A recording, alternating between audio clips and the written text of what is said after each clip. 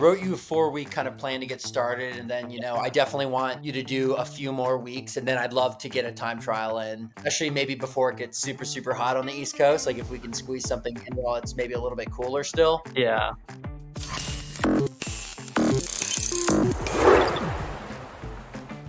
All right, everybody. Welcome to Running Day Podcast. Very excited to have Drew Hunter back on with us here for an update on his training and a little update on mine.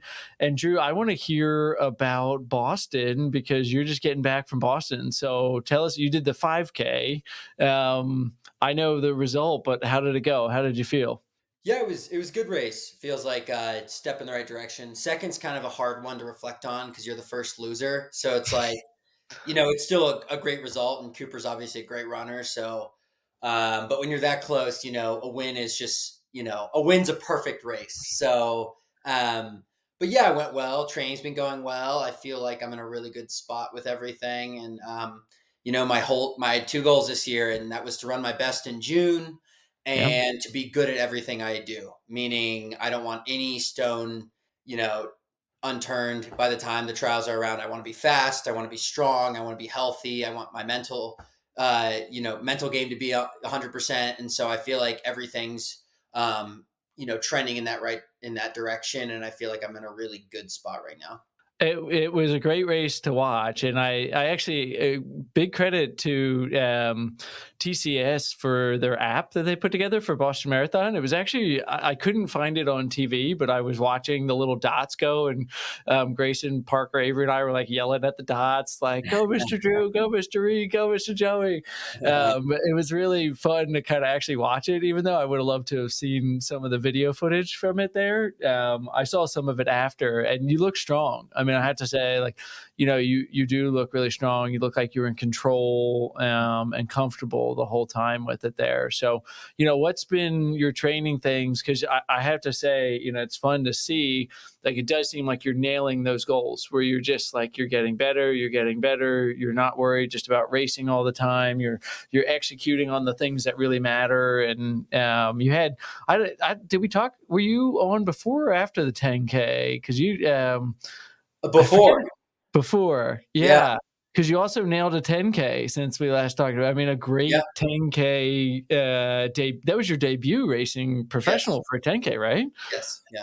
So, Yeah. I mean, what's going right now for you? Like, what do you, it's like, obviously I have to say having those goals and being focused on it, that's probably a huge part and probably a lesson for a lot of runners that not worry, like focusing on the process and not always just like the end goal. But tell us in your words, like what's going well.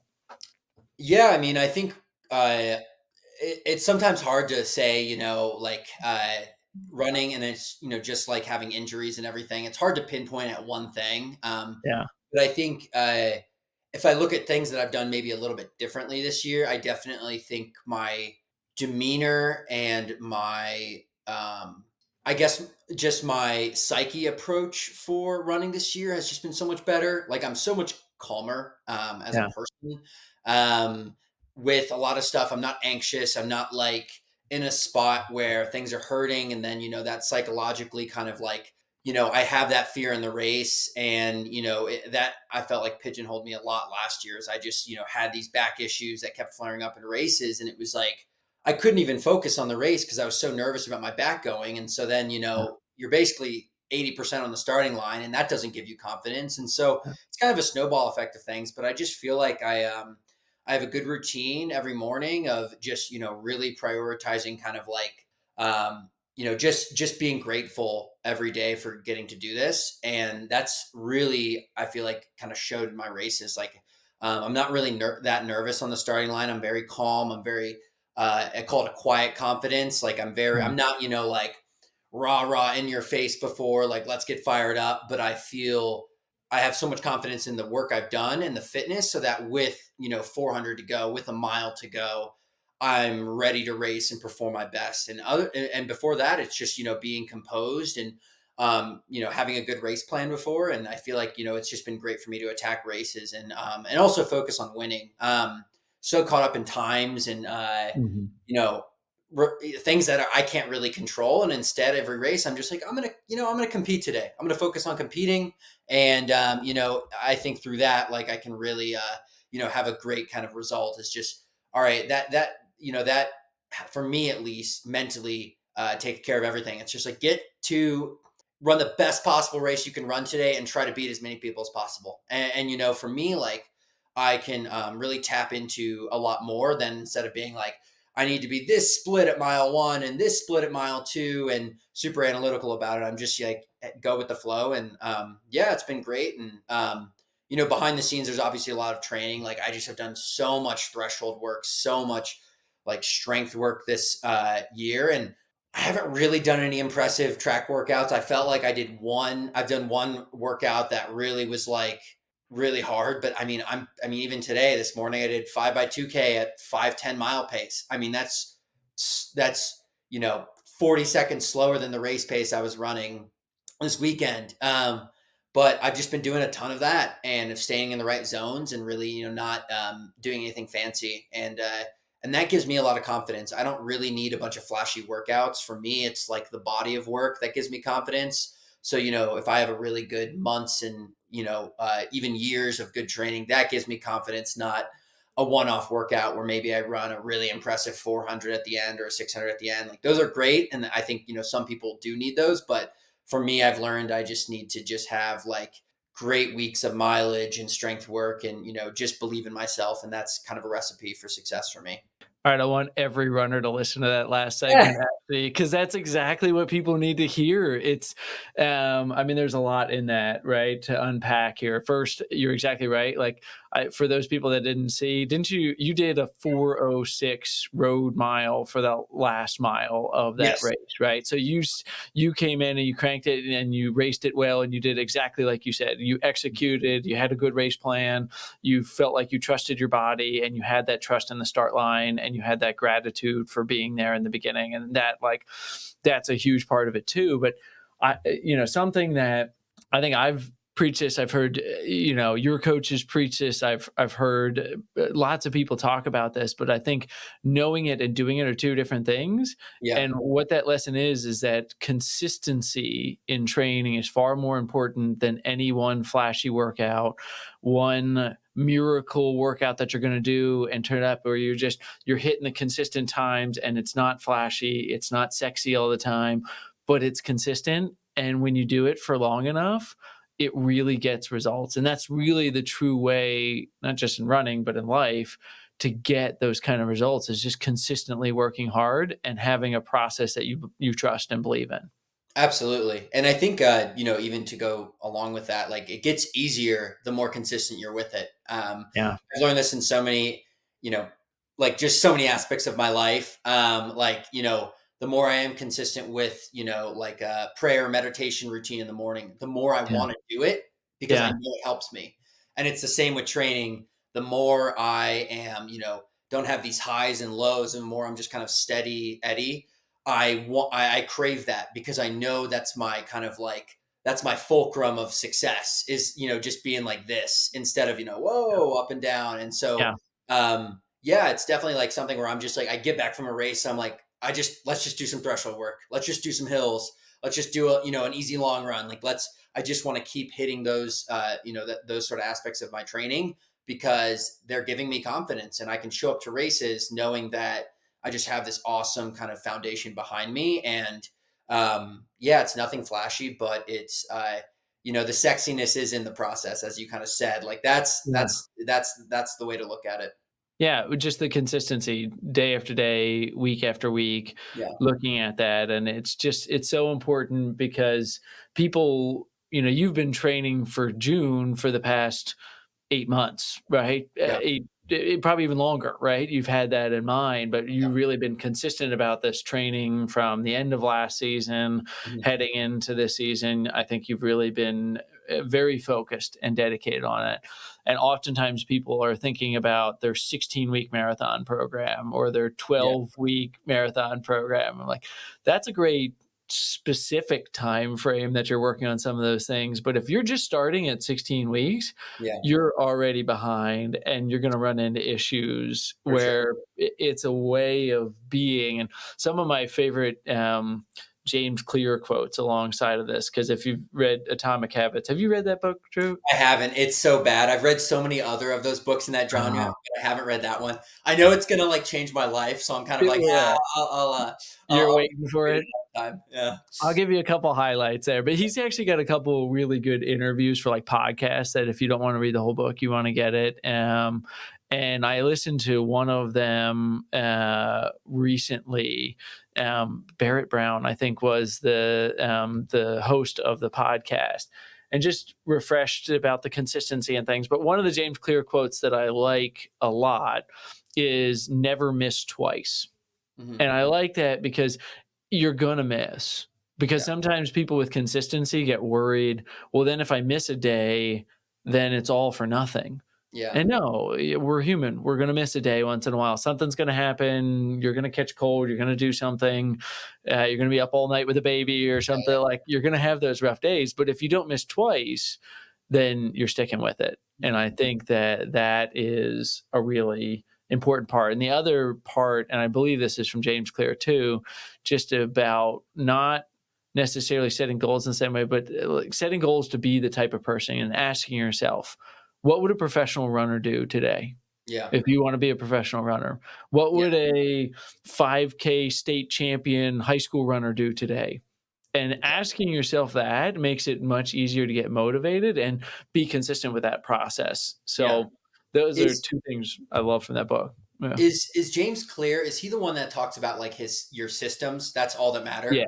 Okay, Yeah, like yeah, and that totally relates to running, right? It's like yeah. what I do at like race day, like there's so much that I can't control. I can't control what my competitors have done. I can't control like what their race plan is. The weather. I can't control if there's guys I'm racing against that are cheating on the starting line. There's so Yep. many things I can't control, but what I can control is, what did I do the week and the month before showing up to this race that is now going to help me in, be in this, this high pressure situation where I'm racing really, established runners. And so I think the one thing I have seen from him is that, and I definitely relate to that. And I feel like that's been huge for me this year. It is. Just focusing on your systems, focusing on your support team, who's there with you, all that stuff matters. And I'm Yeah. just really happy to see it all going so well for you with a great 10K, another great 5K here, and you're off to Germany next. You said? Yeah, yeah. So I have it's called Road to Records. It's an Adidas sponsored race where Nice, they're going after some really fast races. So I'm going for the American record in the 5K. I'm nice. that's not an easy task. It's 13:20, but I think it's a really fast course. There's gonna be great competitors, and yeah, Reed and I are heading over there, so that'll be really a fun opportunity to just go for it and see what we think. Well, it's so funny because you're going to Germany and Sam's in China right now. So it's Yes. like, wait, Yeah. different person going to Germany right now Yeah. than Yeah. I'm used to with that. But lots of good racing. This is a great time of year to really be a fan of track and field and just watching that stuff. So, well, awesome. Very interested with that and want to follow the results along. We'll have to get an update here of Definitely. how that all is going here because you're I don't know if you have a countdown or something to trials here, but you're basically 2 months out. Yeah.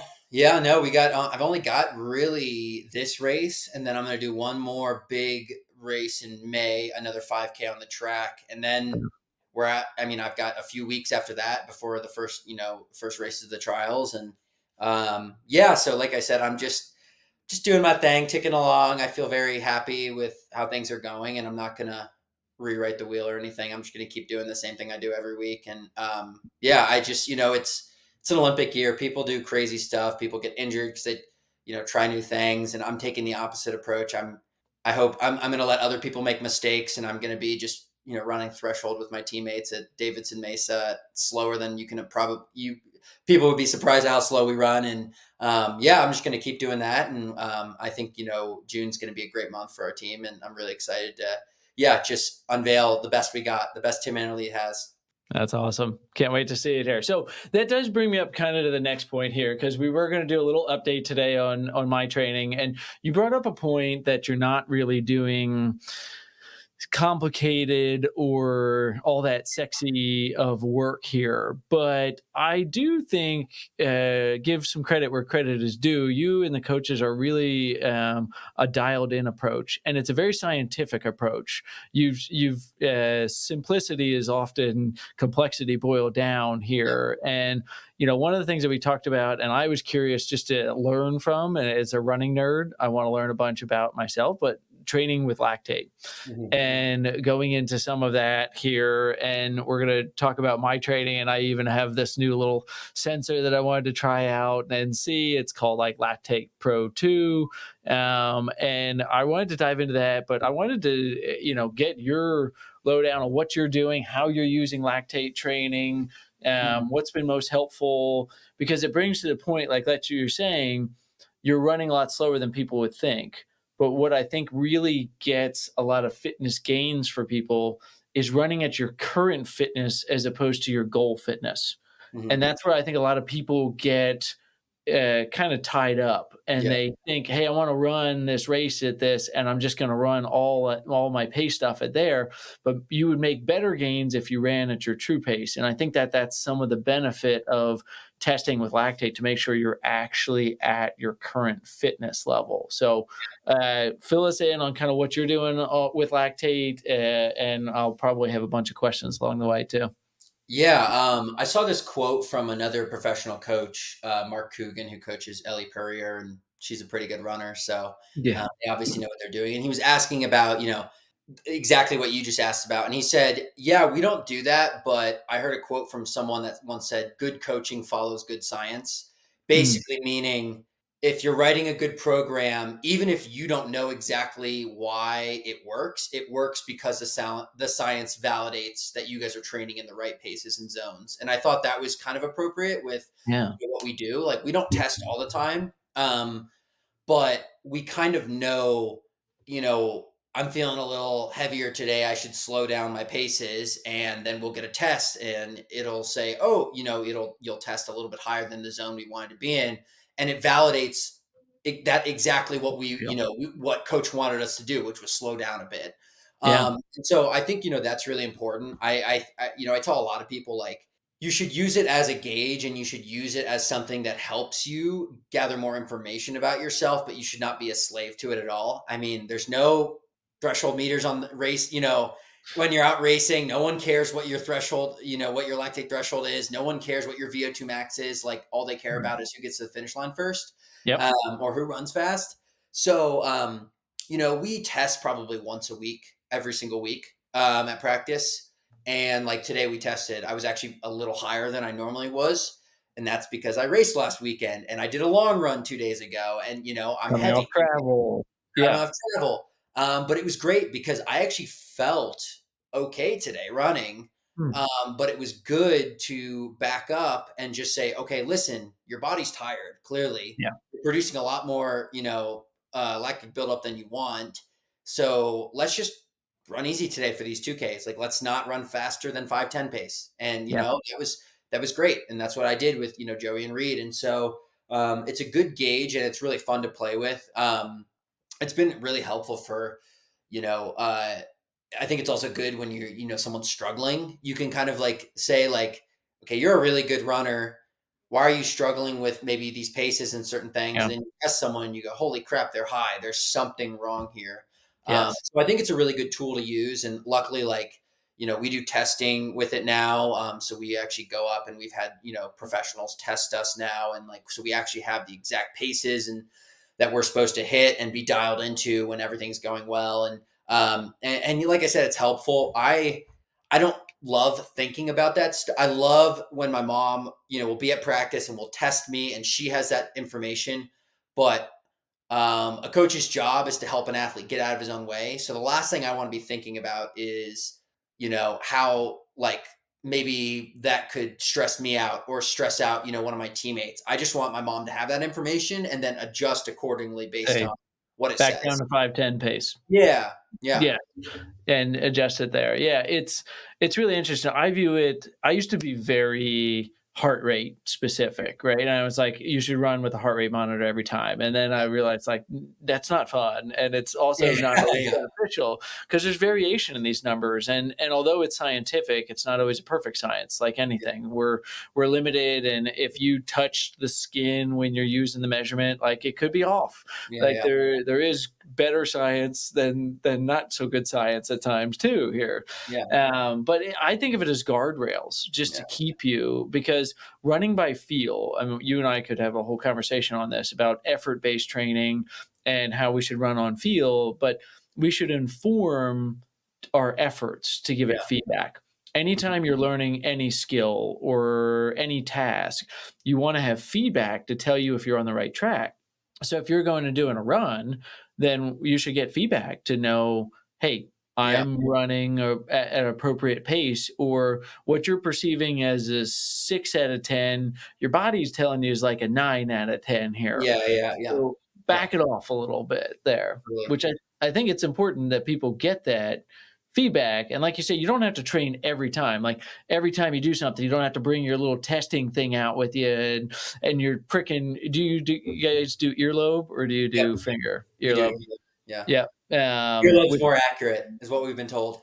yeah. Yes. Well, there's less oils on it, Yeah. there's less sweat on it. So when you're testing, you don't wanna have a lot of, other substances on it. If it's watery, then it's gonna look like a lower concentration. Yeah. So, unless you're a real old man like me, sometimes my ears sweat or something, young guys like you don't get that stuff.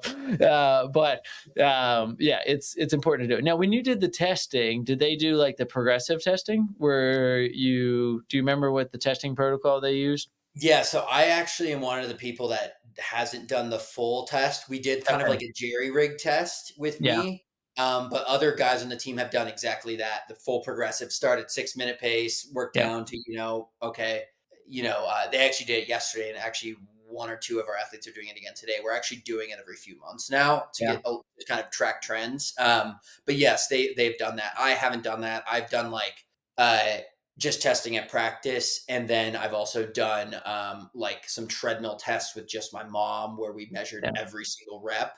Yep. And so we got a good gauge about, where I should be for, certain threshold reps and things like that. But like we aren't that far off on, that's why I Cool. always say, for new runners, it's fun to experiment with, like it is. We love it. Like it's really cool. Like we always we'll finish rep and we'll guess each other's numbers. Like it's kind of a fun little thing to do in the middle of reps. Like Reed was testing super low today, and Joey and I were like a little bit higher, and so we were kind of like we had a little animosity towards him. Like we were The kind of like, marathon guy running a 5K, he's going to be a little less beat up, even though it's a yeah, fast one for him there. Yeah. Yeah. yeah. So we were like a little mad. We were like, "Oh, you didn't try hard enough in the 5K," and um, but yeah, like we used to always say, for me, threshold pace was 5 flat mile pace. Yeah. It's kind of around that, almost dead on for me, Yeah. like, so it's like even before when we were doing stuff without testing, like you were saying, like the science kind of validates what we were already doing because we've done it Yeah. enough. And I've been running at a high level for 10 years now. Yeah. Like, we would do 6 by mile and, we'd maybe start at 5:05, 5:10 and get down to like 4:55, 4:50. It's like, that was basically threshold mile repeats. Yeah. And now we have it a little bit more dialed in. If the reps are a little bit longer, we'll slow down a little bit. If they're a little bit shorter, like sometimes we'll do quarters with really short rests in the afternoon. And like those, we can run, 69s or 70s. So that's obviously faster than 5 minute mile pace. So there is a little bit of nuance to it, but plus or minus 5 minute miles is a good zone for me. And like I can Yeah. replicate that year round. And so it's kind of, it just, but like I said, it's fun to kind of have a little bit more specific data. Yeah, for people that aren't familiar with lactate and what it is, it's a natural substance that's produced from exercise. And up to a certain point, our body takes it in and uses it as a fuel. And beyond a certain point, we start to accumulate it.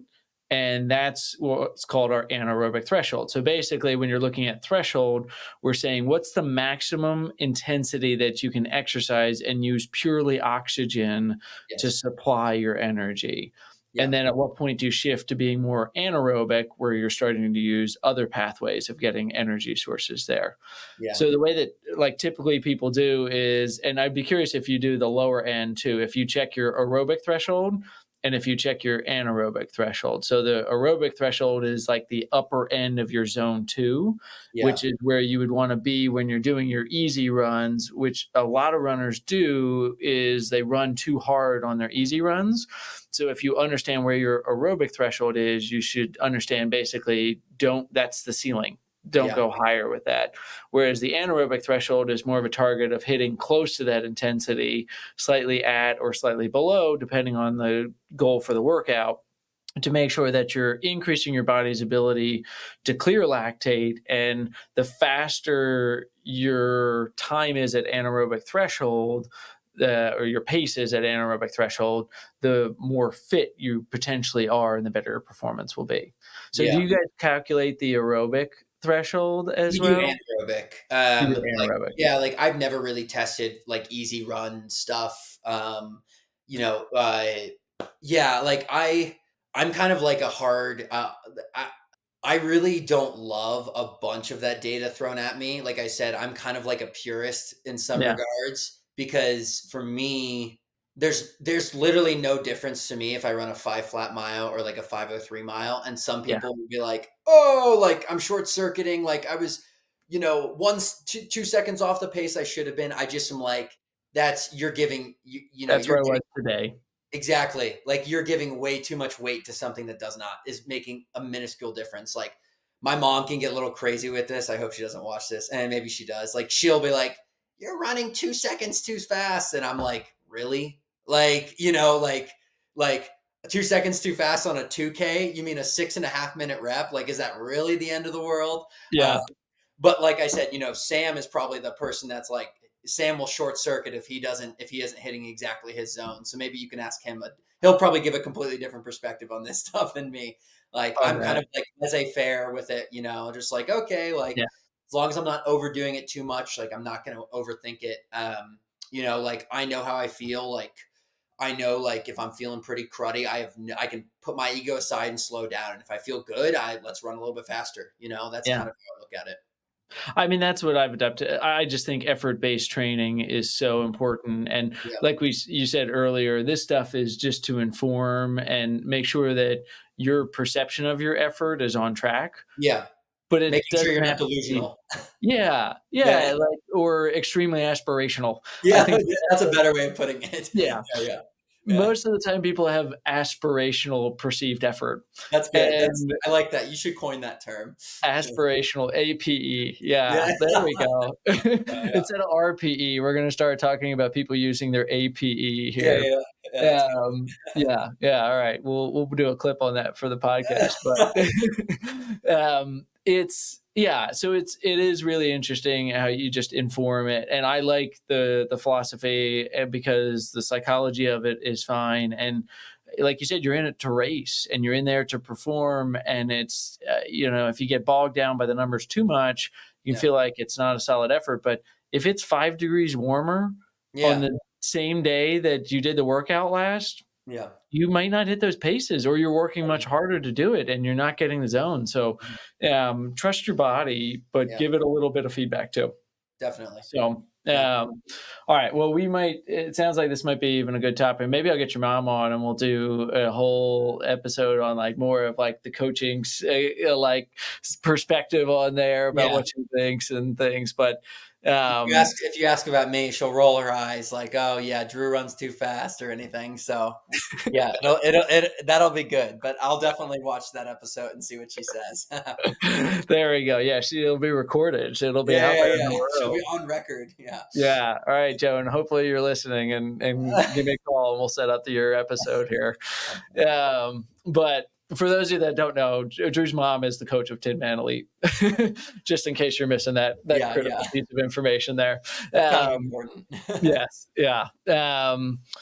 All right. So now, speaking of coaching and things like that, you're my coach here, and we're going to go into the next phase of this, Sure. talking a little bit about how the early trading plan went Yep. and my journey. If you missed the first episode, Drew has graciously agreed to help me train for a sub 5 minute mile. And my goal is to run a sub 5 minute mile for every year in my 40s. And I turn 40 in less than 2 months. So we're getting me ready for the first one here. Drew, I don't know if I'm going to hit it on my birthday. I'll just say that here with 2 months to go. But I'd love to hear your opinion after kind of reviewing some of the workouts Yeah. and giving a little feedback about it. So, what do you want to know about Yeah. the last? I think it's been maybe 5 weeks Yeah. or so. Yeah, I wrote you a 4-week kind of plan to get started, and then, I definitely want you to do a few more weeks, and then I'd love to get a time trial in, Yeah, especially maybe before it gets super, super hot on the East Coast. Like if we can squeeze something yeah. in while it's maybe a little bit cooler still, that would be that'd be ideal. So yeah, like we started for anyone who didn't know, we started really, I'd say like, I mean, Doug didn't really hit like a super hard track workout until, the end of the plan. Like it was mainly just hills and 200s and then some fartleks for stamina training and then like a long run on the weekends. That's pretty much what the setup was. I want to know how everything progressed and if you felt do you feel fitter than you did 4 weeks ago, and do you feel like you are stronger than you want to be and you're like I need to get faster, or are you like I feel really fast, I just feel like I need to get some more fitness? What types of things are you thinking about on your runs, and what do you feel like is a weakness for you right now, and what do you feel like are something that you're like I'm feeling good in that regard? And it could be nothing. I Uh, could be the worst coach ever. no, those are great questions, actually. That's like the magic question that we did an episode on. Like, what's the one thing that is holding you back most right now? I have to say, I was kind of pleasantly surprised that after taking a bit of what I called an off season for the entire winter, I just said in the winter, I'm going to run ridiculously slow for me and get in there and just like I was anywhere from a 6.0 miles an hour to 6.7, just running a couple times a week when I felt like it on the treadmill. I took it as an off season, just enjoying the running. I was like, I'm not getting bundled up. I'm not going out and running in the dark and the cold in the winter this year. I'm just going to be lazy and run on the treadmill. And it was fun. And I did the one caveat to that, I think we said, is I did almost all of my runs mouth closed so Yeah. that I was purely in like a high zone one, low zone two. And I really was surprised at how I felt when I started doing the speed stuff. It came pretty easy. I'm not in sub 5 minute shape right now. I don't think a time trial would reveal that like, oh yeah, we're like 2 or 3 weeks away, a couple tune ups, you're going to be there. Yeah. But I was pleasantly surprised. It took me a bit because your one goal for me was to get up to running 5 days per week, and I Yeah. was running 2 to 3 days a week. Yeah. So it took me 3 or 4 weeks to figure out how to manage that in my schedule. Yeah. And it involves me getting up earlier than I typically would here to get that in, but it's fine. Because at first, when I did it, I sacrificed all strength training and which I knew was something that was not going to work for me in the long term there. And I stopped biking, I stopped strength training, I just ran, and that was not a plan that was going to be successful for me. And actually, my knee started bothering me when I started doing that. But when I went back to doing strength training, the knee was fine and went there. And when I started doing the tempos are good, although that's why I would like to see maybe play around with a little bit of lactate testing for me Yeah. and see where that would be. I felt like pleasantly surprised about how easy some of the paces felt when I started running faster, like doing the 20-minute tempos. Mhm. I kind of started off thinking at like 8.0 miles an hour, thinking Okay. what could I run for an hour type thing, and found actually like 9 to 9.5 was Nice. easy and comfortable. where that felt pretty good actually. And I'm only doing 20 minutes of it, but heart rate, I did wear like a heart rate monitor a couple times on it, and heart rate really was like 155, Okay. 154. So my threshold tends to be closer to 165 to 170. So Nice. I felt actually pretty controlled with some of Okay. that. The sprint, like the way they were sprints for me, the 400s Yeah. were good. I don't know how accurate the treadmill at higher speeds Mm. was that I was using because I went to a gym. I wasn't in my clinic. My clinic, I know it's spot on, but Yeah. I just went to the gym that's closer to my house. And I really enjoy doing it that way because I executed well. Where the first 400, I just set the treadmill at 11 and a half miles an hour, which is slightly slower than 5 minute Yeah. pace. And then I did one at 12 miles an hour. And then I did on a 12:1, 12:2, 12:3. And I kind of ran them Yeah. faster. But thinking back on how it went when I ran outside, I'm not sure that like 12:1 and 12:2, 12:3 weren't just the same, and the Okay. treadmill said it was going faster, but it really wasn't. Because when I went outside, so we went up, now in fairness, like we said, conditions and travel, we went up to see the eclipse in upstate New York. We Nice. rented an RV, and I was sleeping in an RV, and with 3 kids, family of 5, There and you go. we had been standing all day. We did a pig roast. They called it Swine and Shine, and it was a great event. But standing all day. So the next day, I go and run. There's a university up there. I went to their track, and I made a pretty rookie mistake. I just said for the first one, I'm not going to look at the watch. I'm just going to run and see how it feels and just go out there. And the first one was like 69. And I was like, uh-oh, That's that not was a bad. That's pretty good though. That's that fast. was I mean, way yeah, too fast, but yeah, way yeah. too fast for what I was doing. My Yeah. goal was to hit 75, Yeah, right? yeah, Like what you prescribed was 75s, just even for all 6. So then it was like 69, 73, 77, 78. And I think I got the last one back to like 76 or yeah. Nice. so. Yeah. But it was Yeah. a hard effort. Yeah.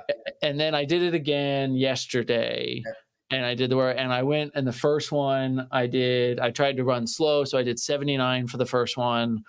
Then I did 73, 75, 75, 77, 75. Nice. That's a little bit And better. it was a little more consistent Yeah. across the board. But I have to admit, like, I, when you watch a 400, you watch somebody run, and down the last like straightaway, it looks like somebody threw a parachute out and they're just like almost going backwards. Yeah, yeah, That's what I felt like in the last stretch there, where it yeah. was like I was running. I looked at the 200 mark and I was at 37 most of the time, Okay. and I tried to be almost even, Yep. like 37, 37 to get right at Yeah. 75 basically. But I think I went like 37, 38, and it was Okay. hard. It Yeah. was it was a hard effort. Yeah. Okay, well that's really good. That's good information to know. I think that you're going to get a lot better with, just some more like kind of like our Friday workouts, which has been more tempo, Yeah. threshold type stuff. I think you just need a few more weeks of that type of stuff because everyone always thinks, to run a good mile, to run a good 1500, whatever it may be. Oh, I got to run a bunch of stuff at race pace. It is important. Like you want to be Mhm. efficient at your goal race pace, like it just is. But at the end of the race, if you're dead tired, who cares how efficient you are at that race pace? It doesn't matter. So I think we just got to get you stronger aerobically. And I think really just a few more weeks of really good stamina training will do that for you. I even think we should take like a week or two off of like hard track workouts and just say like let's double up. Let's do Mm. Tuesday and Friday. Let's do 800 repeats on Tuesday at threshold pace, and then Friday let's do a tempo. Next Tuesday let's do 1Ks at threshold pace, and then a 5 minute longer pace tempo, maybe a 25-minute tempo on Friday. Um, Great. and what I want to do is I don't want to completely lose the efficiency with a lot, your stride with the race pace stuff. So what we'll do is we'll add in some strides after those workouts. at faster than, race pace or right at race pace. So, we can do something like, 6 to 7 800s at threshold pace on the Tuesday. And then afterwards, we can do 3 to 4 200s at mile race pace. Something like that is a great combo workout where Yeah. you're working both, your aerobic and anaerobic, but you're also not like overdoing either one of those. Like it's a Yeah. very healthy amount. And then Friday, same thing. I'd love to keep, a good tempo run in there. And then also something like, some 100-meter strides after. I think that's great. It's working both, ends of the spectrum. And I think it's a secret weapon to end with some fast strides. I think you actually feel better than being locked into this kind of like pace that you've been doing for like a while and then you cool down. I think it's really Yeah. a great way to end the workout with some little pep in your step, by doing some short sprints. So I think that would be great. And then obviously keeping a long run on the weekends. Long runs are hard because like you don't get like you're gonna get those benefits, Doug, like in like a Like month or a two. month. Yeah. Yes, but they're a necessary evil that I think will help Hmm. you, and I think I want to keep those in. Versus, like these 400 workouts, you actually feel probably benefits a week later. You're like, oh, I actually feel a little bit fitter than the last time I did this because it's Yeah. such a specific workout. So I think keeping a trend like that for another 3 or 4 weeks, and then I'd love to get a time trial in after that. I think would be great. I just think uh, it's good to have a baseline, and I think as we get closer, I think it's really important to talk about pacing. Hearing you're kind of what you're running for 400s, like it is rare I start a workout and that is the fastest rep of the day. And I think that's a shock to some people. Yeah. I would say most pro runners, that's almost a given. Hmm. Is if I'm doing a set of 800s or 400s, my last one is almost always my fastest one. Almost always. And that's interesting. I would Yeah. say recreational runners are almost the complete opposite. Complete And because opposite. like, yes. Yeah. And so I think like that's a mindset shift of I think a lot of people think like, no pain, no gain, like let's run hard, let's sweat, let's really get after it from the start. And I understand that is, kind of an inspiring mantra and mentality, but in reality, the work is what's important. And so for you to get in quality 400 repeats where you maybe started at 77 or 78 and your last one's a 72, I Yeah. mean, that's how I'm going to instruct you how to run your race. I'm Yeah. not going to say, Doug, go out and run 75s until you die. I'm going to Yeah. say, go run a 76, then a 77, and then let's pick it up the last half mile. Let's Yeah. run, a 75, and then let's close out with a 72. Yeah.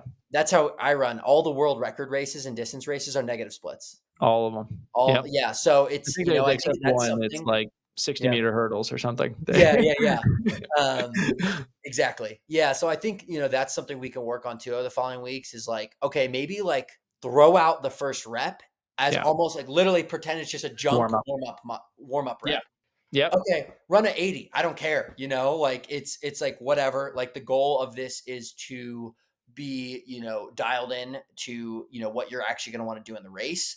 And in the race, the last thing we want is you going out in 69 and all of a sudden you're like, I'm running 5:30 in the most painful way possible, You've So hit your red line at that yeah. point. It is not fun.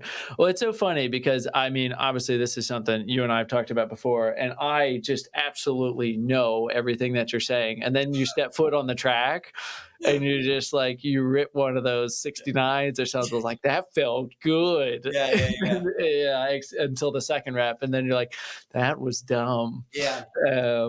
Yes. Yeah, you Yeah. gotta it's funny, like you almost have to think of those fast reps early on Yeah. are it's just like going to make the other reps later in the workout like slower, but also like with a perceived effort way higher than it needs to be. All of a Yeah. sudden you're rigging to run a 76. And in reality, we want you pretty efficient at 76 and be Yeah. ready to run faster than that. So Yeah. yeah. Yeah, 76 to 78 should feel smooth and Yes, almost like like a hard, like recovery. yeah. Yeah. I always say like hard but manageable is what we should Yes. be going for. Like, okay, Yeah. like Doug, it's not just easy for someone to walk up and run 76 or 75s. I mean, even for me, that's 5-minute mile pace. Like, there are times when I like that for me, that's like That's not the easiest thing for me to do, especially if I have lots of volume in my legs or different things, but Yeah. I should be able to do it, Yeah. and that's the important part, and replicate it week after I week. like that, hard but manageable. Yeah. And this is what I was hoping you would say. I'm enjoying the 6x400 Yeah. workout there, and it was, but And we'll it bring it back. We'll yes, like I want you to do it again because yeah, that's going to really help you. And that's going to also be able to, like that's, the last few reps of that is probably how your last lap is going to feel. So, yes, it's important that we touch those things, but also like, let's just get fitter, yeah. You know, Let's get comfortable with that. everything's easier if you're fitter. Because I felt, to just give a little bit more information, when I was running those, the thing that felt like it gave out on me was my lungs, where Mhm. it was like, okay, I Yeah. just like I'm sucking wind at the last straightaway, Yeah. and Yeah. I've had almost no leg soreness after doing these workouts. Yeah. So it's not like my lower body is Yeah. really struggling to maintain the turnover or from the increased force. Yeah. It was one I did hop on the treadmill and do a little gait analysis after it one time at like a faster speed because I did have a little bit of knee soreness after the first time I did it. Yeah. And I was overstriding a little bit on my right Mm. side, and I fixed that. And then the next two were fine. Yeah. So Yeah. that was helpful. But um, so some other things that I was doing, then I want to ask you like specifically what you want me to do for the Tuesday and Thursday one. But if you notice here, what I added this week and what I was kind of thinking of taking that little step back this week too, I started adding plyometric stuff. Mhm. Yeah. And trying to get strength in 2 or 3 days a week, actually. So, actually, I didn't Yeah. put it on for Monday, but I'm doing like upper body and core on Mondays than I did before I went. And this will work well, I think, more with the threshold tempo stuff. But I run to the track, I do a plyometric workout at the track. I started at like 75 foot contacts, Mhm. and then I ran the 6x400 that way. Yeah. And I think because one of the things that I know about me is that my ground contact time is long. I have Mhm. trouble popping off the ground, and I Yeah. need to get my foot springier. So doing some barefoot plyometrics is my strategy for getting some of that. So that was my thought. Love your opinions on that, and then love to see what you think of. I kind of have my set routine now here of like easy run Yeah. Monday, Tuesday is at the track. Friday is I do it on a treadmill before I lift with some buddies. So Yeah. that's a good day to do like a sustained Yeah. tempo type thing there. So what specific, I liked the idea of 800s with 200s after it there. So Yeah. um, that's what you Yeah. think we should do with the Tuesday kind of workout? Yeah, no, I think that'd be great. Like I like, for me too, like I think so much of, you know, if you feel like you have a weakness, I think there's such a psychological benefit of attacking it too. So if you're Yeah. like, I feel like my foot's on the ground for a long time. And I mean, Doug, you went to school for this. Like, plyos are going to be able to help with that. Yeah. So I think like having that stuff is so important for runners. I'm the same way. Like for me, like as like had some weaknesses that I needed to work on. And like when Mhm. you're tackling those in the gym or, through core or any of those things, like it gives you more confidence in your running when you're on the starting line. And so I think, let's keep in, I think the strength training is obviously great. I think the plyos are great. But yeah, I definitely think, something that we just want to be consistent with is, like I said, like, let's just let's just get you in better shape the next few weeks, like, Yeah. let's just do some threshold work, some true threshold work. And Yeah. then let's keep in those, that longer tempo on Friday and then Sunday long run. I think like 3 or 4 more weeks of that, and I think you're going to be feeling really, really good. And like I said, just sprinkling in mile pace stuff. Like I don't want to get away from it, but No. I don't want it to be the overarching goal of our Tuesday workouts. It's like, all right, Doug, you're going to go, run as much at mile pace. Like, let's run a few 200s at the end of the workout. Like, let's lock into 36s and 37s. That's great, but like, let's not overthink it. So, yeah, And like um, to I your definitely point, right? It's like think, that's just sharpening. Like you've already got a sharp knife and you're trying to keep it a little sharp. It's yeah, easy to keep it sharp instead of sharpening it up a yeah, little bit more just to yeah, keep that going. yeah. But how would you describe? Because this is something I hear a lot of people talk about and I get a lot of questions from runners. What's the difference between threshold and tempo? Yeah, so threshold, the gauge that I have always used is it's about the pace you could hold for like an hour. Yeah. So And I always tell runners, it's slower than you think, Yeah. like significantly slower than you think. Hmm. Like I could probably I could probably run a half marathon in 62 minutes. So that's close to an hour. That's like Yeah. 4:45 pace or something like that. So theoretically that's, right around what my sea level threshold would be. And that's pretty accurate. But I'm in Yeah. Boulder. I'm in the Yep. middle of, 90-mile training weeks. 5-minute pace is probably a little bit more accurate for that sort of thing. So like Yeah. I said, take a step back. It's a little bit slower. For some people, maybe they could only cover a 10K in that hour. Yeah. And that would be their threshold pace. Yeah. I think that's a really good gauge. Tempo pace, like I said, the thing about a tempo run is there's no rest in between. So Yeah. it's something that you want to know that you can sustain. Marathon pace, unless you're, really out there for a long time. And then I'd say a little bit faster. I like to progress tempos. So for me, like when I do tempos with the guys, like we'll start slower than our threshold pace, but normally we'll actually end right around there. So like for us, like something like a 6-mile tempo run, we would start at maybe 5:20, which would probably be about marathon pace for a lot of us is a good Yeah. gauge. And then we would end around 5 minutes, which like I said, is tapping more into that The threshold threshold. sort of zone. So that's my rough gauge. The other gauge you can use is tempo runs. You should be able to have a somewhat difficult conversation with someone like Doug. You should be able to turn to me and say, yeah, I feel okay, but I definitely, my heart rate's up and I don't want to go that much faster. And then you should be Yeah. able to get back to it. Yeah. Threshold is more like you can say, a few words in a sentence, and then you'd want to get back to what you're doing. If you're out there and you can have a conversation the whole time with someone, maybe pick it up a little bit. That's Yeah. probably a good gauge. And those are kind of, the cues that I will tell my athletes is like, let's find that zone. And normally they do a pretty good job, like you kind of said, figuring that out. They're like, yeah, like I finished my tempo. It was hard the last mile, but I felt really in control for most of it. And I'm like, okay, that was probably a good gauge then. Threshold, they're like, I maybe felt a little hard to start, but then as soon as I rested and recovered, I was ready to go again. That's Yeah. kind of a good gauge for threshold.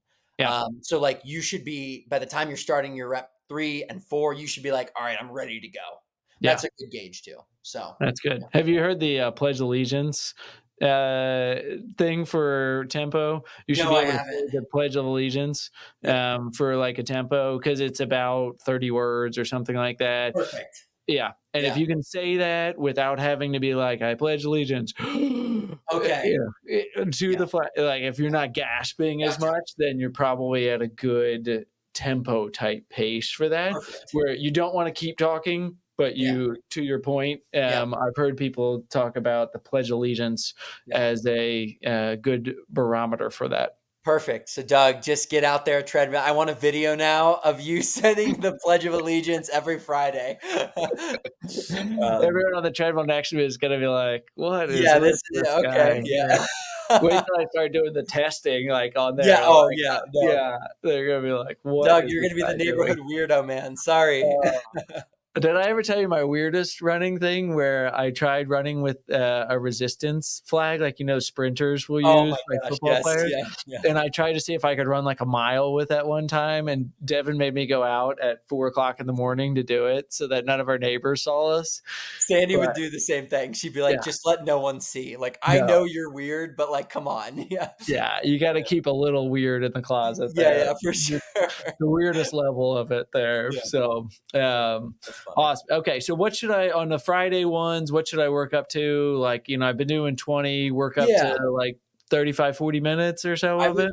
yeah, let's I like a 5-minute jump every week, and like I said, I want you to Yeah, keep doing this for 3 to 4 more weeks before we yeah, reassess, and then let's do a time trial, or let's do an 800 perfect. time trial or something like that. Yeah, So, I would say 30 minutes, try 25, then 30, then 35. I don't want you going more than 40. I don't think it's too necessary, especially for no, a mile. Like, yeah, marathon training, I want you doing like an hour long tempo, things like that. But this is just, you're running a mile. I'd actually prefer you to just maybe run a little bit faster as you get fitter towards the end of the tempos rather than make them longer. yeah, And then, yeah, like with the 800s and Ks, like let's start with 800s, then yep, let's progress it, and I'll put all this in. But like, let's start with the 800s, then let's do Ks. And then, let's maybe work up to like a 4 or 5 by mile at threshold by the end of it, something Perfect. like that. And then, I think that'd be good. And like I said, maybe some 200s after, and I'll put all this in the calendar. But I think, after that, I think you're going to be really happy with where you're at. And I think we Yeah. can even do a test workout again. Like, let's just do 6x400 at mile pace and let's see how Yeah. it feels, like let's, There you go.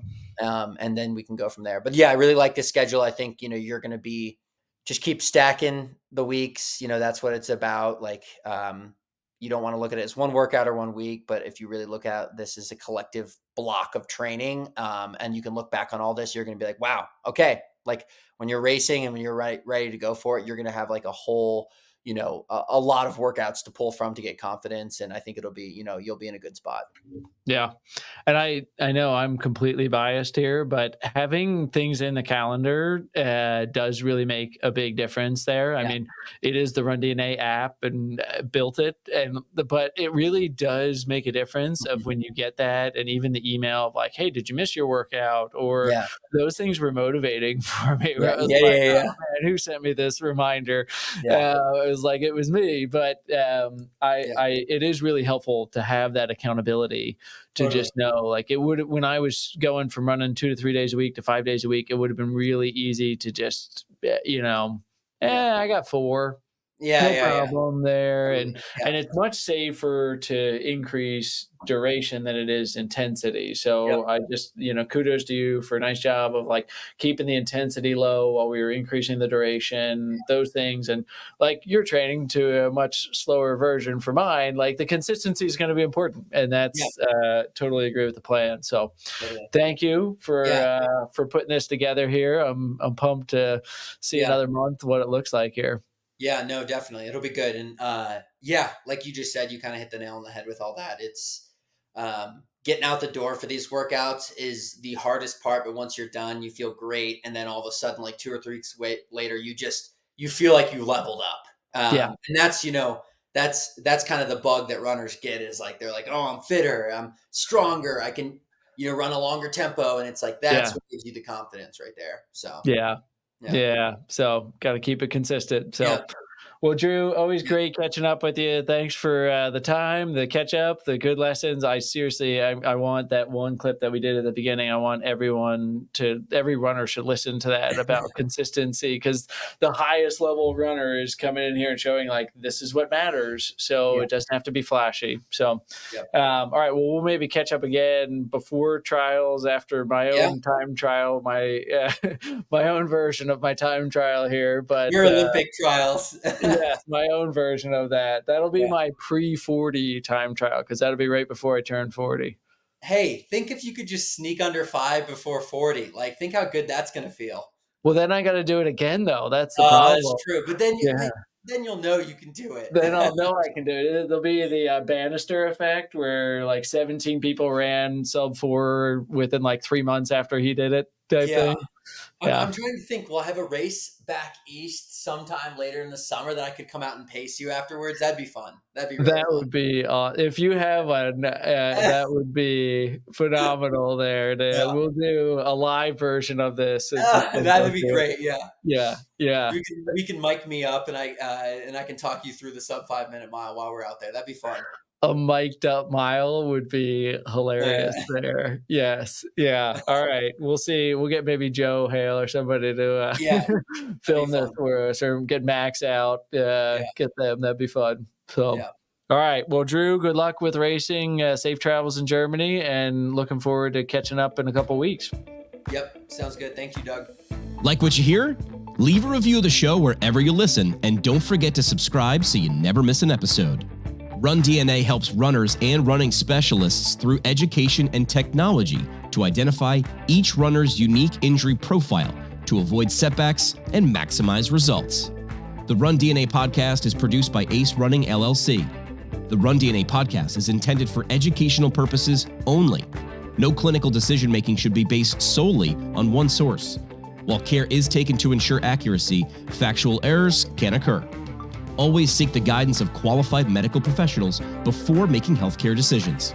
Find us online at rundna.com.